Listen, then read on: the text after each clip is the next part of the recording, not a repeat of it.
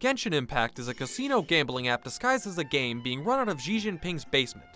Now you may be asking, Rain, Arknight's Man, Backroom's Enjoyer, and Roingus Cheek Clapper, why are you talking about Genshin Impact? Well, the ghost of dictators past, Mao Zedong, renowned in China for being their first gamer after his come-from-behind victory at the Chinese Pong Championships in 1950, has come to judge what his posterity are creating. And as someone easily swayed by money, his promise of 6,000 West African francs was too good to pass up. Let's get started. Genshin Impact tells the story of Blonde A and B after a character from a different game forces them into an interdimensional Minecraft prison, after which our brave protagonist, name Roingus, enjoyer of art galleries and long walks on the beach, single, Aries, fishes up a creature that feels like the humanoid equivalent of a Pop-Tart. Thus, we begin our quest to save Blonde A. Or B? I don't remember which is which. Roingus is the one voiced by Koichi from JoJo's.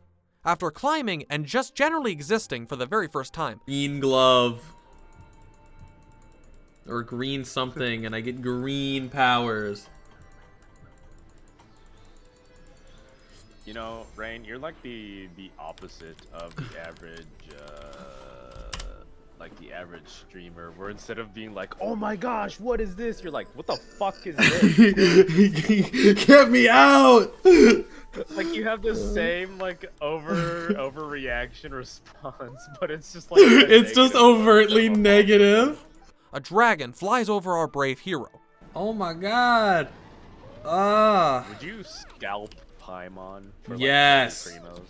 Later, we spot the dragon and a femboy attempting to tame him. As a proud animal rights activist, we make noise until the dragon flies away. All that remains of him is his pre. We're then stopped by the average suburban white woman, Amber. She's rocking the Genshin Impact equivalent of Lululemon and tells the first person she sees that looks slightly different to go back to their country. After threatening to consume our companion, we're allowed to help with a white woman's second favorite task, accosting black teens. After cleaning the streets of hip-hop and fun, Amber brings us back to the city, where we have our first run-in with the most whack dragon I've ever seen. He tries to fly away, but in a very slow and inoffensive manner, until he suddenly drops out of gameplay mode into cutscene mode and blasts off. We land back with Amber and the local skinny jeans addict, Kaya.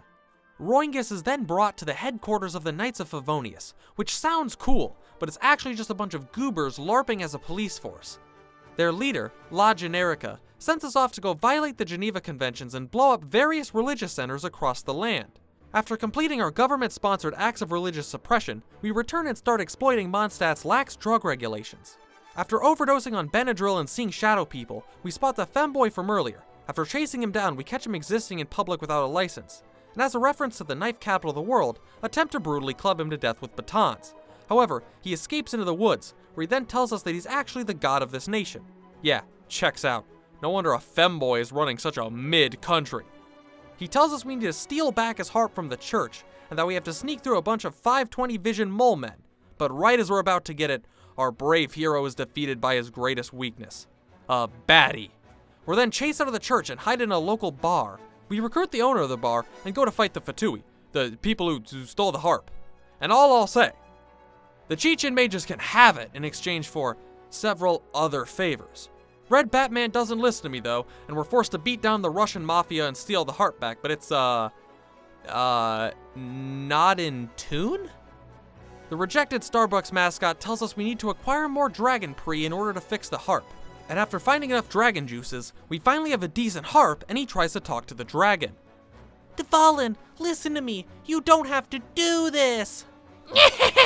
You utter imbecile! I have your poor little dragon forever locked in a goon state. As long as the chastity belts of the void lock down his back, he'll never listen to you. Flying away cackling like a homeless man who just stole a Cadillac converter, we now know what we must do. Unlock the cages on the dragon's back that are locking him in an eternal edge session. We break into the dragon's lair and deactivate his silly wind seals all around the area, in order to enter our final showdown with Dragon Boy. We engage in some annoyingly long flying segments where we blast his back dick prison until he finally tries to turn and fight us mano-a-mano. We shoot his head until he flops down and exposes his vulnerable neck, which we then shoot even more, until he's finally shot out of the sky. However, we also destroyed the chains on the back of the dragon, and now that he's been freed from his goon coma, we've stopped his reign of terror and saved Mondstadt. Now I would go into more of the story, but I only played for a week, so I never got to see the most breedable thing MiHoYo has ever created. I mean, Liyue. I never got to go to Liyue. That being said, what did I like about it? Genshin Impact is actually a pretty decent early game experience.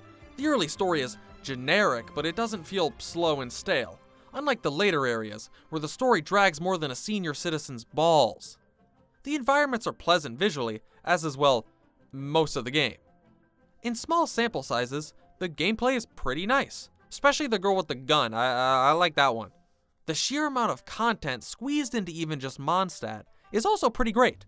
There are so many little things that you can do that it would take you a while to run out of things to do. Now, there are some issues with those things, but we're talking positives right now. There is also a nice feeling of progression to the game that the later areas feel completely devoid of. You don't need max level characters, weapons, and artifacts in order to do anything. Every set of levels on a character, every new little 3-star artifact you find makes a difference. And the world hasn't reached a point where you can't really outscale it yet. All the characters are visually appealing, much like the environment. In fact, there's a very common spin-off to the game that people play with them. Start by going to a website called Rule 34, then simply type the name of your favorite character. As the chef, my recommendation would be Dia.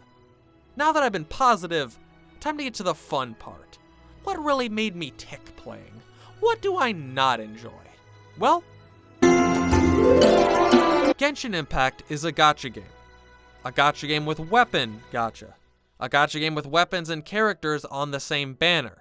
A gacha game in which you can get 2 4-star claymores as the only non-3-star things out of 20 rolls when you don't even have a claymore character to use them. For example. Now, the gameplay is nice to start with. However, it gets incredibly samey, rotating through your elemental reactions like you're trying to get a chemistry PhD. A lot of the characters feel very similar to each other, which in a game like Genshin Impact gets boring pretty quickly. Time for a slightly unfair criticism. I really don't like the way Genshin Impact runs its story. It's not so bad in the first couple of areas, so I'll try to avoid focusing on it too much here, but I can vividly remember how bad it was later, which is one of the reasons I stopped playing.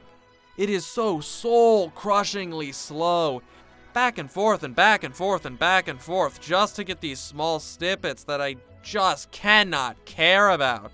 The characters are mostly generic and boring. The walking in between story segments just adds to how slow and dry the story feels. Speaking of dry, there's plenty of content to be found through exploration, but it's all kind of the same after a certain point. I'm not like the other chess challenges. Yeah, sure, I have to kill 5 guys. Hoo boy, that sure is special and unique after I've done it 75 other times. Now, during a week, you actually won't run into either of these final 2 problems, much like the story. However, they are still to be considered if you plan on playing the game past a week. Firstly, the progression halt. It's good in the first few areas, so for the purposes of this video, I have no problem with it. However, it smashes directly into a wall after like a cocaine-laced crash test dummy. You can get to max world level at the second nation. Out of 10. So, be aware of that if you want to play past a week. Secondly, artifacts. Holy shit. I love it when I need to do in-game gacha in boring, repetitive battles in order to make the new character I just got actually usable. It is so fucking boring. But once again, this isn't really a concern in the short term. So what do I think of Genshin Impact as a whole?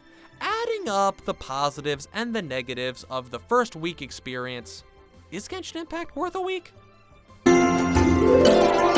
Genshin Impact is, all in all, a pretty solid open world exploration based game.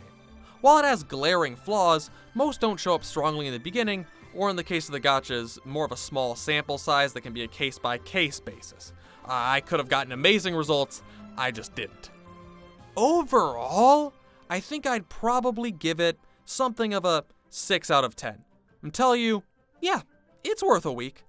Moving past that though, it really can become an exceptionally unfun slog of an experience. So I'd say try it out and be ready to dump it if you're not into that.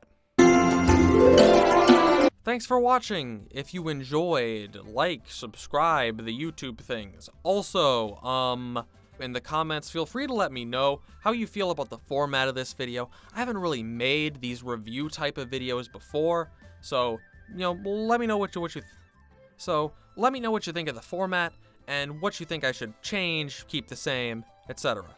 That being said, hope you enjoyed. I'll see you next time.